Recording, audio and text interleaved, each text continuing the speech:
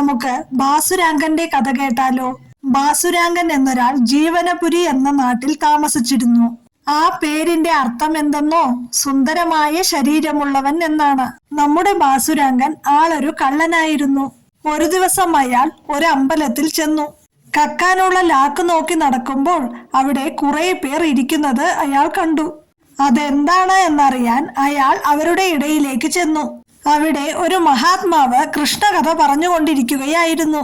മിന്നും പൊന്നിൻ കിരീടം, തരിവള കടകം, കാഞ്ചി പൂഞ്ചേലമാല, ധന്യശ്രീ വത്സ, സത് കൗസ്തുഭമിടകലരു, ചാരു തോരന്തരാളം എന്ന ശ്ലോകം ചൊല്ലി വർണ്ണിക്കുകയായിരുന്നു അദ്ദേഹം. ബാസുരാങ്കന് ഒന്നും പിടികിട്ടിയില്ല. അതിൽ മുത്തും രത്നവും പതിച്ച ആ പൊന്നിൻ കിരീടത്തെക്കുറിച്ച് കേട്ടപ്പോൾ ബാസുരാങ്കന് വലിയ കൊതി തോന്നി. ആകെ അയാൾ കേട്ടത് അത് മാത്രമായിരുന്നു. അത് കിട്ടിയാൽ നന്നായി, അതോടെ മോഷണം നിർത്തി മാന്യമായി ജീവിക്കാം. കൃഷ്ണന്റെ പൊന്നിൻ കിരീടം. പിന്നെ ഒന്നും കേട്ടില്ല. ആരാണ് ഈ കൃഷ്ണൻ? എവിടെ ചെന്നാലാണ് കൃഷ്ണനെ കാണാനാവുക? അയാൾ കൃഷ്ണനെയും കിരീടത്തെയും മനോരാജ്യം കണ്ട് അവിടെ ഇരുന്നു. അതൊന്നറിയണം. സത്സംഗം കഴിഞ്ഞ് എല്ലാവരും പോയപ്പോൾ ബാസുരാങ്കൻ കഥ പറഞ്ഞ ആളുടെ കൂടെ കൂടി. അല്ല, അങ്ങ് ഇപ്പോൾ പറഞ്ഞത് ആരുടെ കിരീടത്തെക്കുറിച്ചാണ്?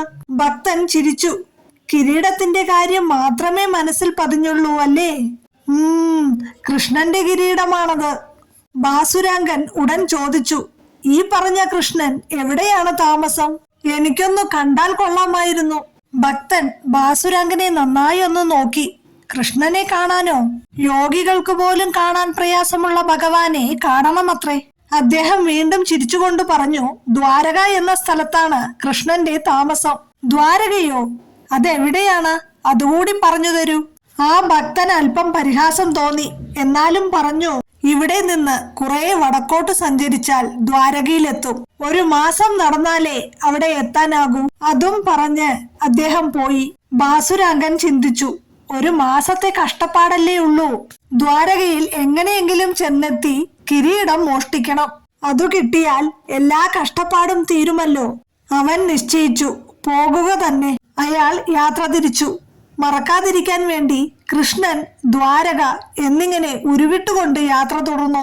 ഉറക്കത്തിലും കൃഷ്ണനും ദ്വാരകയും കിരീടവും മാത്രമായി മനസ്സിൽ. ഉണ്ണുമ്പോഴും ഉറങ്ങുമ്പോഴും നടക്കുമ്പോഴും അയാൾ കൃഷ്ണൻ, ദ്വാരക എന്ന് ഇടവിടാതെ ഉരുവിട്ടുകൊണ്ടിരുന്നു. അസ്മാത് കെ നാപ്യുപായേന മന കൃഷ്ണേ നിവേശയേത് എന്നാണല്ലോ കണ്ണന്റെ മതം. ഏതു വിധത്തിലായാലും എന്നെ ആഗ്രഹിച്ചാൽ ഞാൻ അയാളുടെയാണ് എന്നാണ് കണ്ണൻ പറയുന്നത്. കണ്ണൻ ഇതെല്ലാം കാണുന്നുണ്ടായിരുന്നു കേട്ടോ.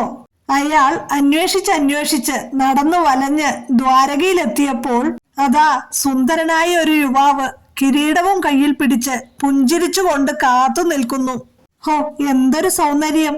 ആരെയും വശീകരിക്കുന്ന പുഞ്ചിരി. ഇതാണോ കൃഷ്ണൻ?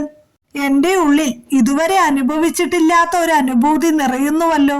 ഇങ്ങനെ ചിന്തിച്ചു നിൽക്കുമ്പോൾ ഭഗവാൻ അയാളോട്, ചങ്ങാതി, താങ്കൾ വളരെയധികം ക്ഷീണിതനാണല്ലോ, വരൂ എന്ന് പറഞ്ഞ് മന്ദിരത്തിന്റെ അകത്തേക്ക് കൂട്ടിക്കൊണ്ടുപോയി.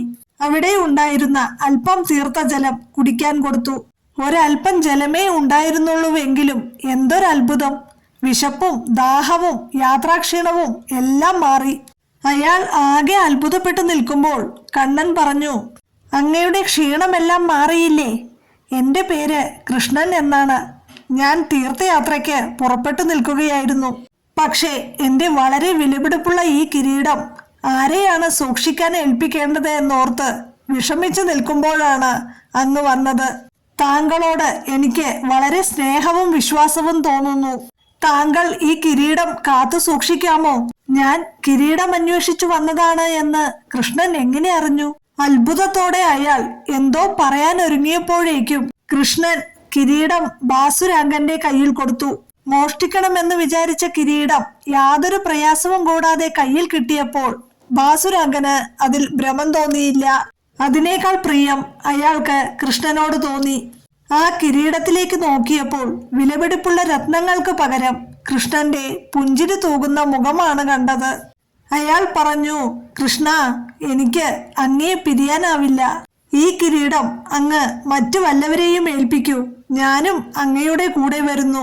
കൃഷ്ണനാമം ഇടവിടാതെ ജപിച്ചുകൊണ്ടിരുന്നതിനാൽ അയാളുടെ മനസ്സ് എല്ലാം വിട്ട് കൃഷ്ണനോടടുത്തു. അയാളുടെ മനസ്സ് പൂർണ്ണമായും കൃഷ്ണനിലാണെന്നറിഞ്ഞ കണ്ണൻ പറഞ്ഞു, ചങ്ങാതി, നീ എൻ്റെ കൂടെ വരണ്ട. ഞാൻ സദാ നിന്നോടൊപ്പം ഉണ്ടാകും. നിന്നെ പിരിയുവാൻ എനിക്ക് കഴിയില്ല. അതാണ് നാമമഹിമ.